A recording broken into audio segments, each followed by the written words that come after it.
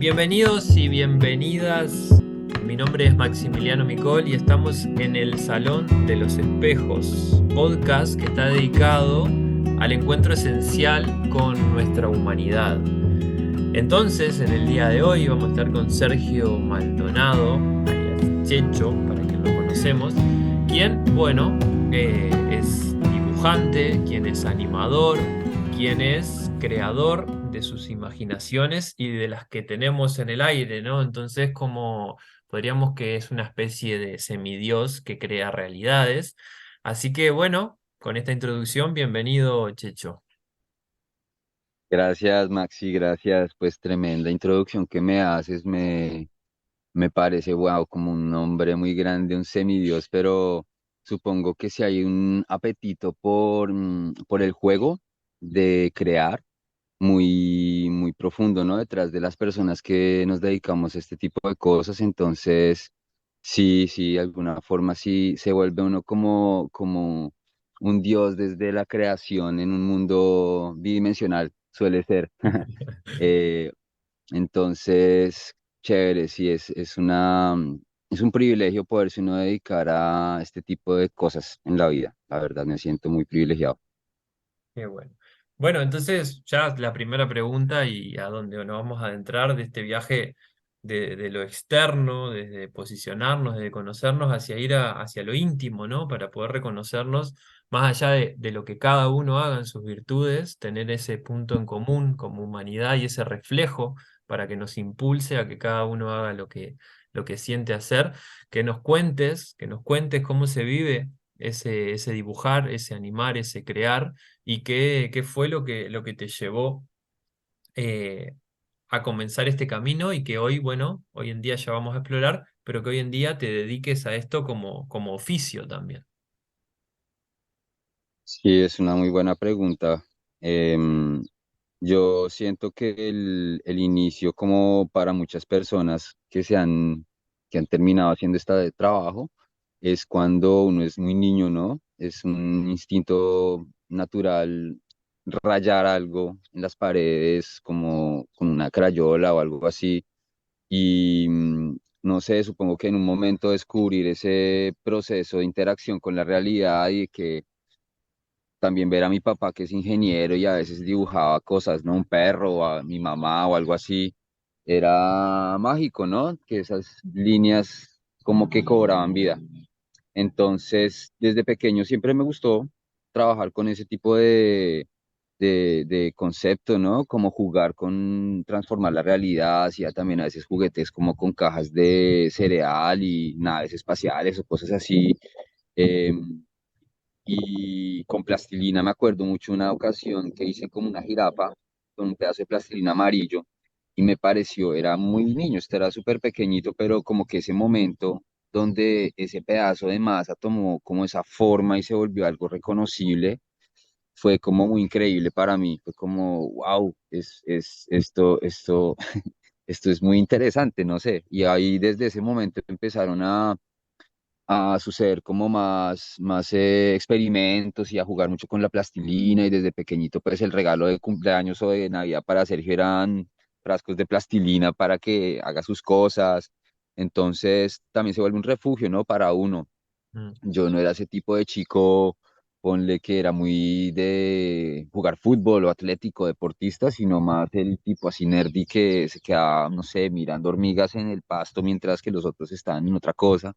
Entonces era también una especie de refugio, como de estar siempre, no sé, me entretenía y pudiendo hacer algo. Entonces eso se vuelve un lugar como recurrente, ¿no? Y entonces entra ya más grande el momento de decidir una profesión y como que uno dice, bueno, pues dibujo bien, de estar ensayando y equivocándose, pues uno ya tiene ciertas habilidades, eh, capaz que me va bien en esto en la vida y pues me metí en esto, ¿no? Entonces estudié, también había pensado en estudiar biología, que siempre me gustaron muchísimo los animales y quería también como eso.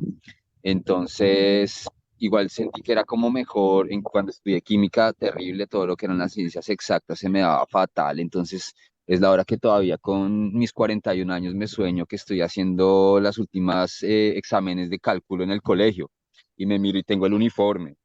Y ahí me doy cuenta que estoy soñando, porque es como, oiga, pero yo salí del colegio hace como 20 años o yo no sé cuántos, 30 años, no, 20 años, y todavía estoy aquí, entonces se me doy cuenta que estoy soñando.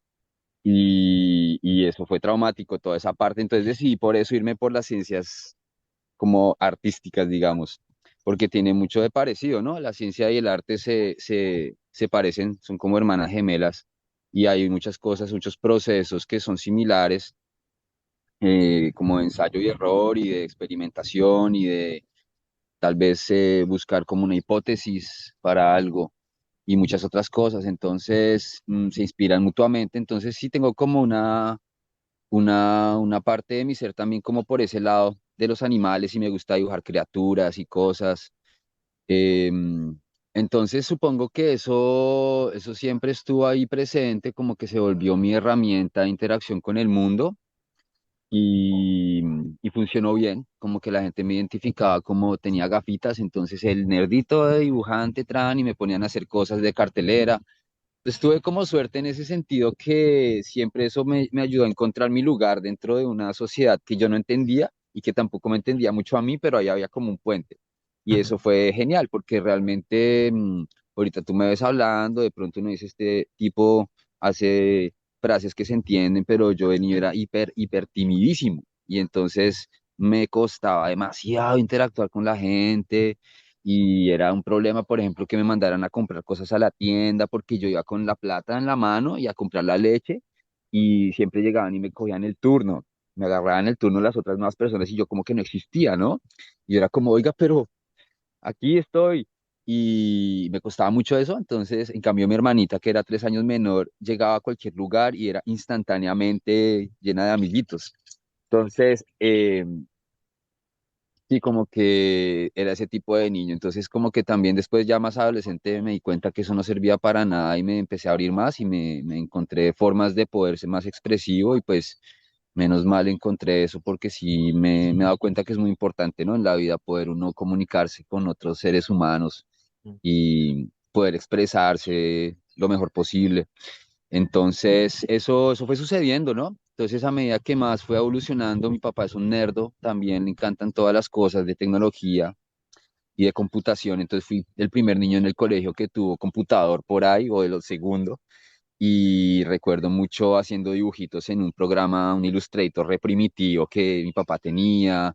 Eh, una sensación muy particular fue como en Corferias, como a los 12 años, y vi el primer mouse de un computador como funcionando y era un programa donde se dibujaban como sobre una pantalla negra círculos amarillos de una línea de un píxel o triángulos rojos o cuadrados azules y entonces esas formas yo ver que lo que hacía con el mouse respondía en la pantalla, uff, no, o sea, es parecido como cuando un tío me enseñó a hacer los flipbooks en el borde de los cuadernos y era un boxeadito de muñequitos de palitos como que son así momentos que dice uno, uy, aquí hay algo que definitivamente me interesa.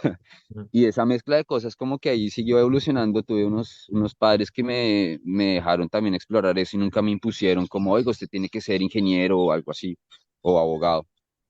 Entonces yo seguía ahí como con mis cosas, aprendiendo aquí y allá.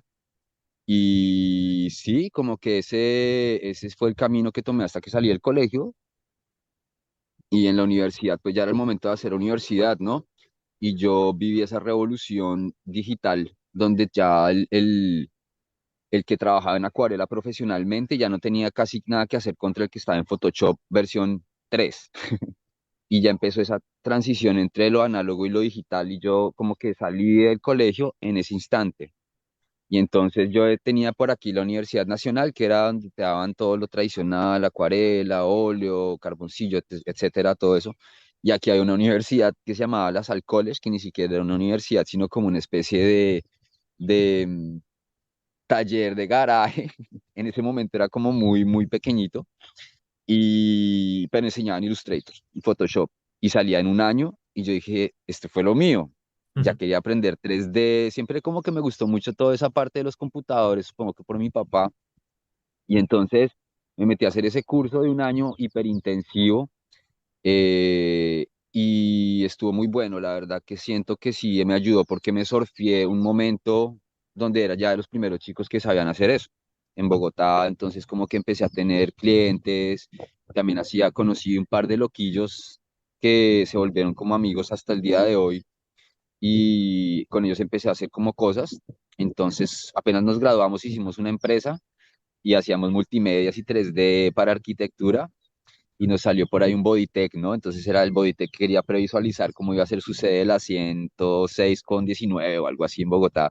Entonces nos contrataron y hicimos un levantamiento arquitectónico con todos los aparatos de hacer ejercicio, una maquetita en 3D, 3D Max, y eso fue una locura porque pues esas computadoras casi eran una tostadora y se demoraba cada cuadro 1 millón de años haciendo el render y todo, pues igual ahí andaba. Y lo hicimos con mucho esfuerzo y así empezamos a hacer cosas y experimentos. Em, y ahí en ese lugar de los freelancers me he estado moviendo muchísimos años. Entonces, como para hacerte la historia un poco más corta y terminar ya como al presente, em, como que todo esto siempre he estado detrás de la necesidad de contar historias, ¿no? Como que siempre he estado querer transmitir como emociones, no sé, por ejemplo, uno ve un cortometraje cuando yo vi Get Game de Pixar, me pareció increíble como una idea tan sencilla era tan potente y yo no sé, algo allá dentro de mí se movió, como yo quiero hacer esto, quiero poder transmitir estas cosas, contar estos momentos, ¿no? Y se da cuenta uno que la simplicidad es la verdadera marca de la genialidad. Desde entonces yo he estado tratando de hacer un cortometraje y me he enredado en muchos detalles y me he dado cuenta que no es por ahí, es más por la simpleza, pero eso lo descubrí este año, Maxi, porque he empezado muchos cortometrajes y ha sido como empieza a complejizarlos. Entonces una amiga que se llama María Cristina que hizo un corto súper chévere que se llama Coffee Break y es sobre animales que están en la oficina y tiene un final excepcional, o sea, un final muy potente con algo muy simple. Y yo tengo la suerte de que pues la tengo en el Instagram y le pregunté y de las cosas que me pudo transmitir es agárrese de una idea simple, porque a veces como que yo me enredo mucho. Entonces ha sido todo ese viaje, viejo Maxi, como de empezar con las imágenes, los dibujitos, toda esa fascinación como por el sentido de la vista y darse cuenta que eso está al servicio de algo más invisible que son emociones, historias, situaciones incluso autobiográficas. Uno casi que se da cuenta que lo que quieres transmitir es lo que tú has vivido y te ha marcado y para ti se vuelve algo como una perlita que vale la pena rescatar y contárselo a otros. Pero llegar a estas conclusiones me ha tomado un montón. Y es como sí, me encanta dibujar, me encanta animar, me parece súper bonito el artificio visual, pero eso no es nada sino está como bien cimentado en emociones, en historias reales, en un filtro del verdadero artista. Ahorita además con toda esta vuelta de la inteligencia artificial, nos damos cuenta que las imágenes ya no son un problema. Ya puedes escribir y te hace no solo una imagen, sino una animación. Un DALI 3 o un cualquier programa de esos, Stable Diffusion o todos esos que están saliendo ahorita, y uno dice, ya no necesito tener como la habilidad de dibujar, yo lo que necesito es saber qué quiero contar y qué quiero transmitir y por qué eso es relevante y casi que ahí se vuelve el artista, ya es más el que selecciona y descubrir eso ha estado muy chévere. Entonces estoy es en ese proceso de poder terminar esos cortos que estoy haciendo hace tanto tiempo que se han vuelto el pretexto de aprender 3D, aprender animación, aprender fotografía y miles de otras cosas hasta donde uno puede curiosear. He curioseado con muchas cosas. He tenido la suerte de que la vida ha dejado como meter mis narizotas en muchos lugares, en el stop motion, en la animación tradicional y como aprender mucho de todo el proceso.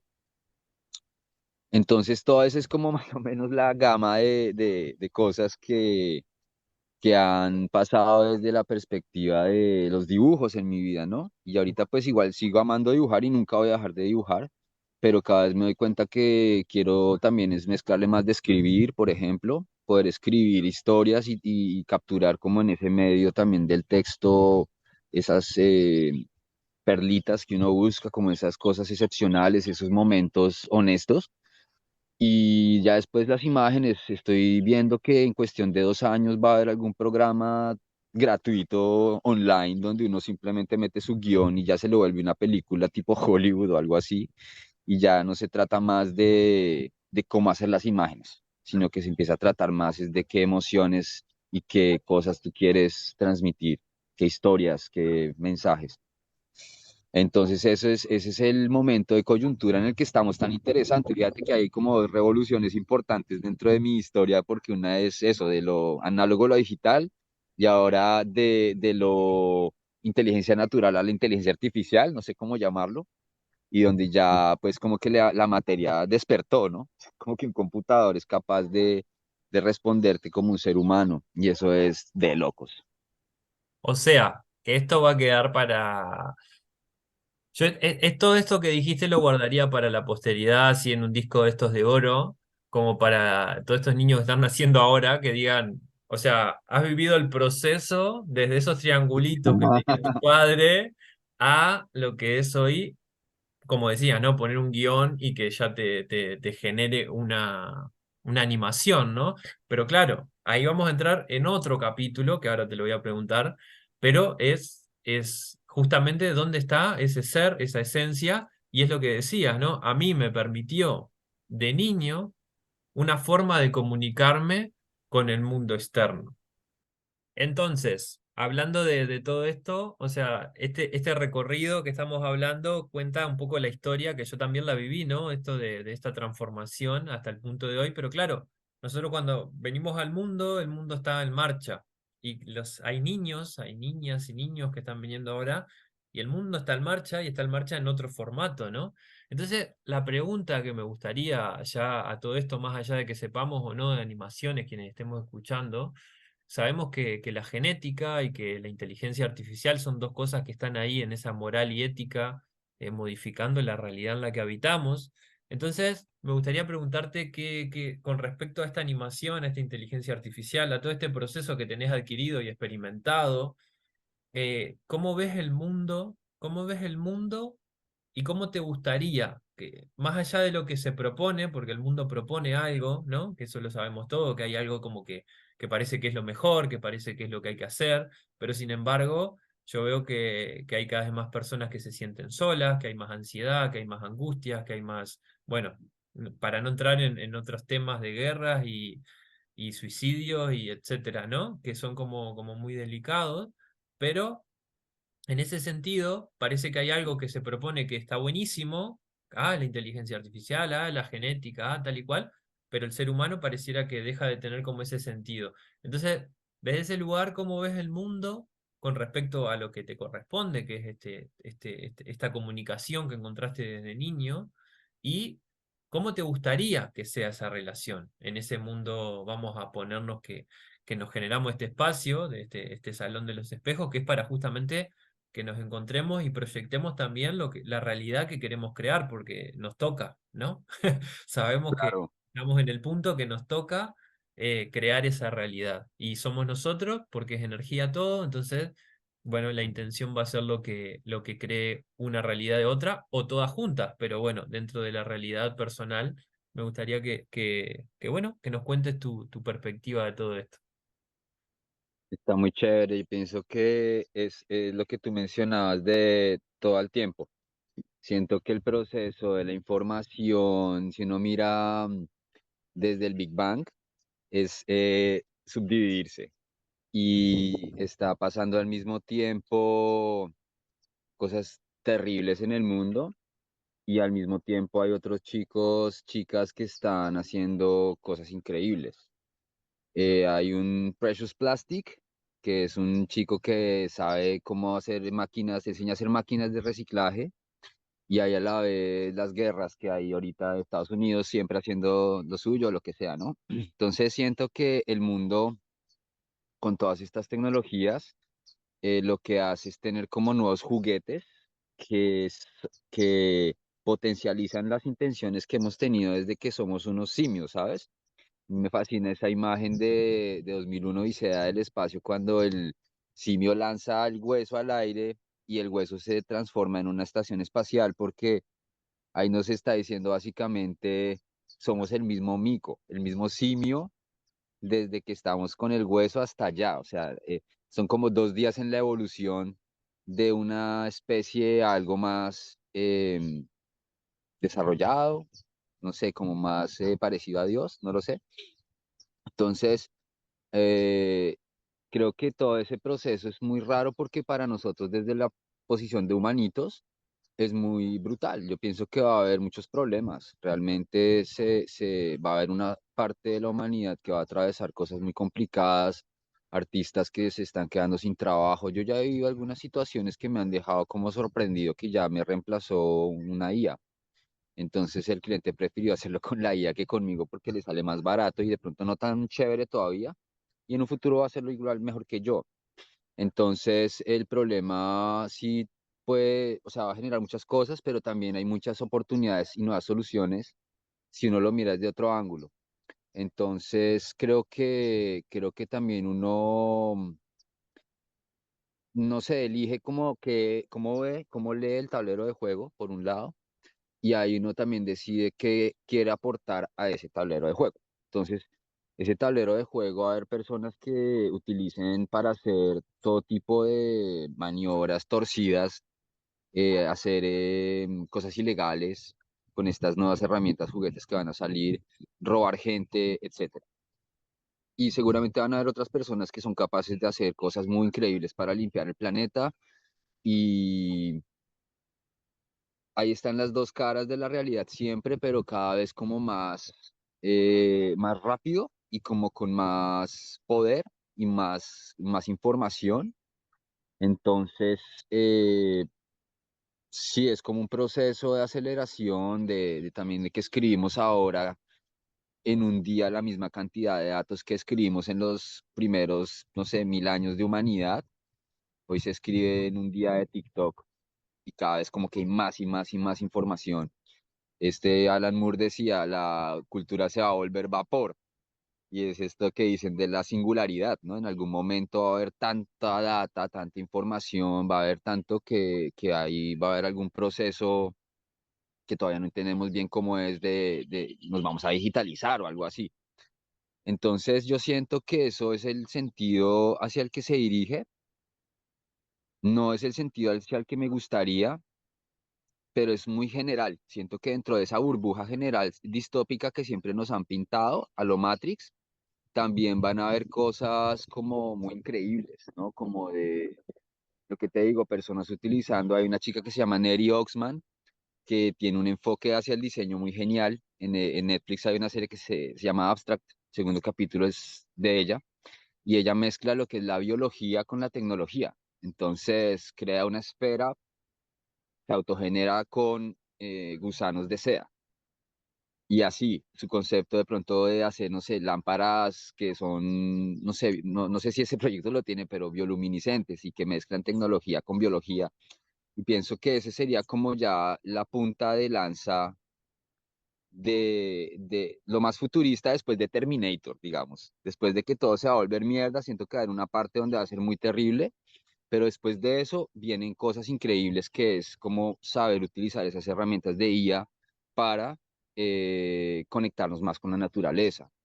Entonces poder leer de pronto el lenguaje de los hongos y poder capturar la data de comunicación entre todo un ecosistema súper complejo, así de árboles y de hongos y de cosas de vegetación y entender qué están hablando, pero con la ayuda de la IA y esas cosas futuristas que de pronto nos suenan muy, muy raras, pero que con esos poderes se puede ya pensar que se puede hacer y siempre van a estar como esas dos, ¿no? Entonces, quiero creer que podemos nosotros aportar a ese lado luminoso de esta nueva expresión que va a tener la humanidad en esta bisagra del tiempo que es el despertar de la inteligencia artificial, que yo veía esa vaina por allá cuando estuviera viejito y ahorita yo no puedo creer el Photoshop que hay ya es capaz de hacer unas cosas que uno dice, uy, en la universidad esto era como medio, no sé, magia, güey, ni siquiera ciencia ficción, era como brujería y ya se puede.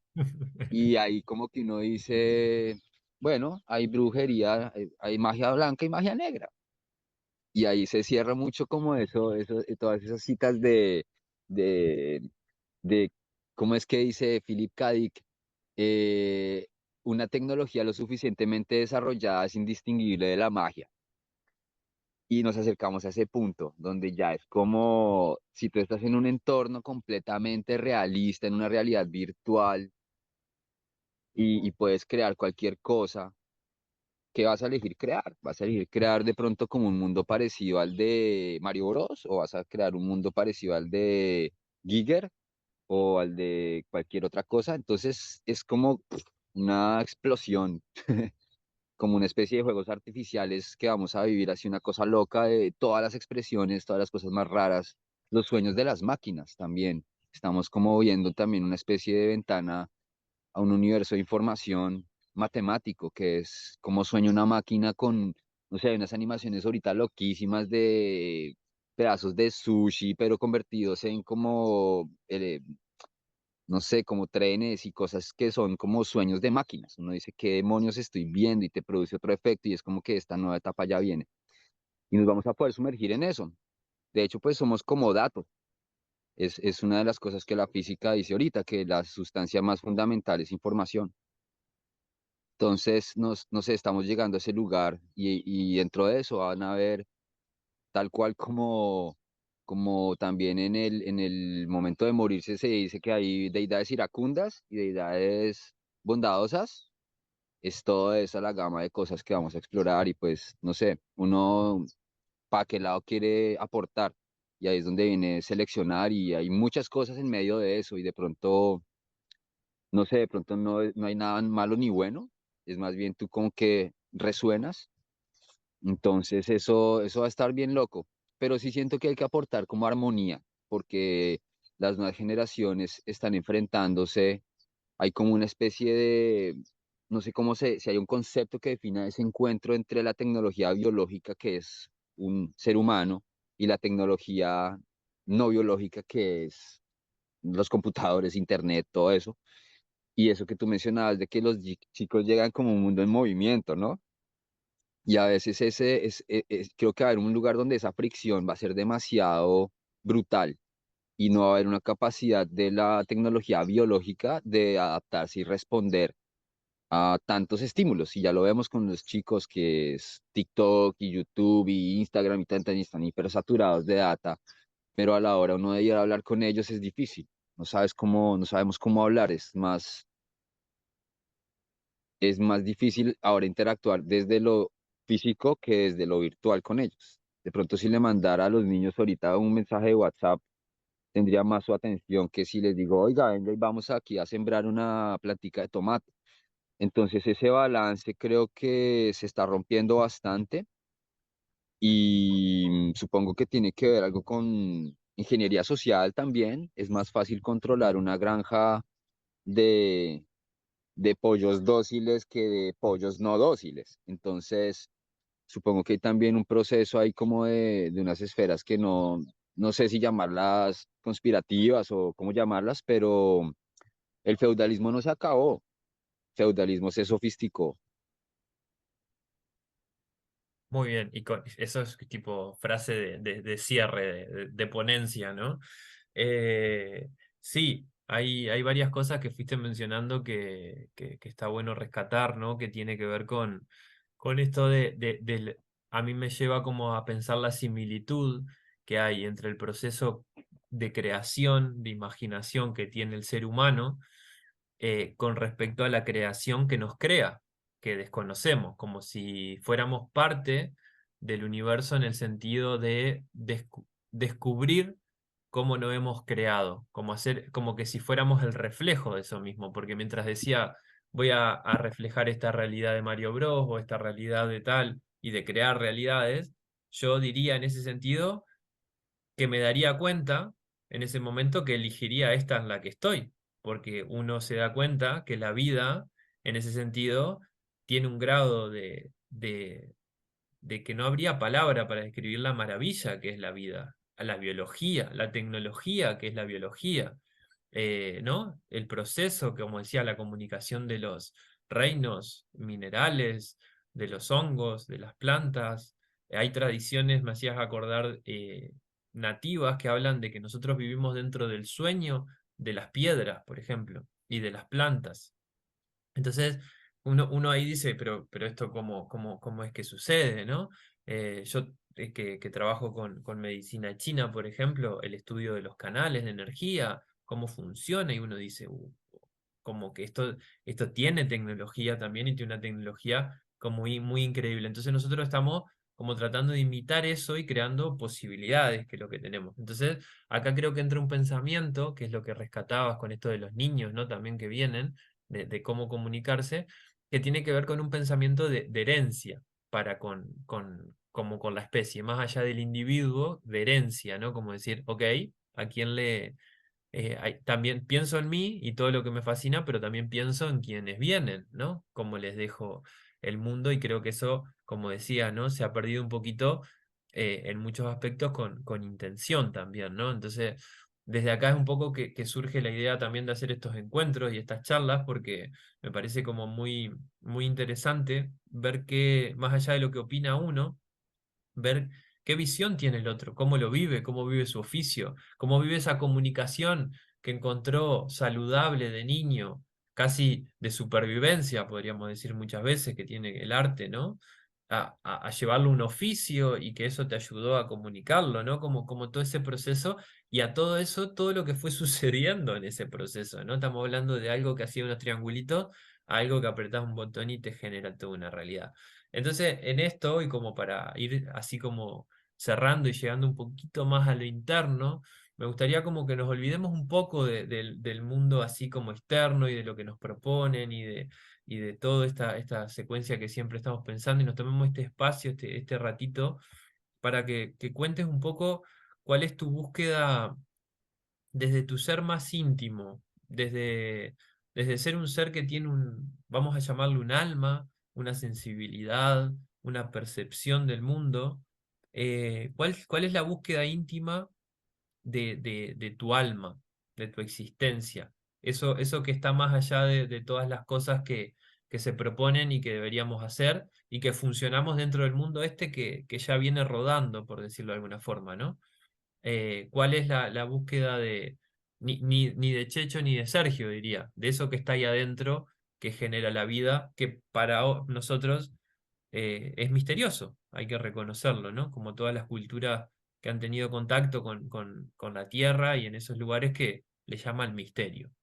Entonces, eso, Mm, cuál es la búsqueda íntima de tu alma? Pues tan chévere, es como, mm, sí, la pregunta misma como que lo dice, estoy buscando mi alma. Estoy, creo que en el fondo de todo, observando lo que no soy para descubrir lo que soy, ¿no? Como qué es lo que es capaz de ver todos esos fenómenos cambiantes que están enfrente mío, hasta mi propio cuerpo, mi propia mente, y ver cómo conectar con esa fuente, conectar, sumergirse hasta el fondo de esa fuente, que es invisible, que tantas personas han nombrado de tantas formas, ¿no? Y sí, como esa unidad de nuevo con esa fuente, como poder en esta vida humana crear un canal de flujo con ella y fluir simplemente con esa energía que es tan misteriosa, como tú mencionas, y de la cual se desprende toda esta realidad que uno vive, ¿no? Como emocional también, no solamente lo físico, sino cómo me siento, cómo me relaciono con los demás. Conocer eso, conocer esa conexión y eh, sí, es un camino muy largo, supongo, ¿no? También creo que tiene que ver con el proceso de la muerte. Es algo que para mí se parece mucho a dormir. Hay un ejercicio cada noche que dormimos de muerte, ¿no? Es como que nos desconectamos, vamos otra vez a esa fuente y en la mañana nos ponemos nuestro traje de humanidad de nuevo para el mundo, ¿no? Pero sí que nos sumergimos en ese lugar y es como, yo pienso que la muerte es similar, es como tan toda la información de donde uno sale se mezcla otra vez uno con eso. Em, entonces sí creo que tiene que ver con prepararme para cuando mi cuerpo deje de funcionar y yo ya no esté aquí, ¿cómo voy a navegar en ese mar de conciencia de nuevo, ¿no? Como conocer todo eso. Siento que hay una cuestión también de un lugar en el que el arte y la psicología se encuentran. Por ejemplo, Jung y ese trabajo que él hizo y de cómo investigar tu mente y todo eso.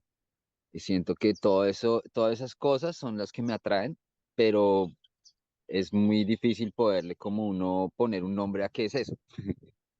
Que tú dices creo que es cercano, ¿no? Es como buscar su alma, ¿no?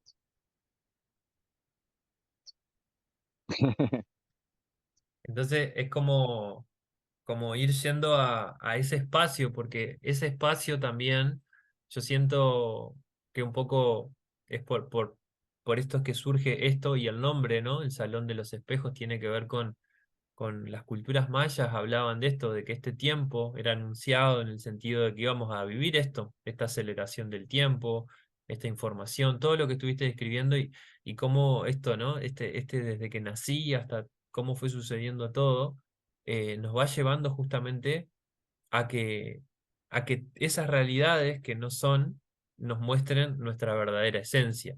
Hay un ejemplo que me gusta que es ese del carbón al diamante, el diamante justamente se hace del carbón bajo mucha presión. Entonces siento que el ser hoy en día está bajo Mm. mucha presión. Entonces está buscando su transparencia, está buscando su diamante y, y bueno, creo que todo esto que estás comentando tiene que ver con esa búsqueda del alma y con esa transición de donde venimos y esa fuente, como decía, ¿no? Con el sueño. Así que creo que hemos ido en todo ese viaje y hemos hecho un recorrido hacia el interno del ser.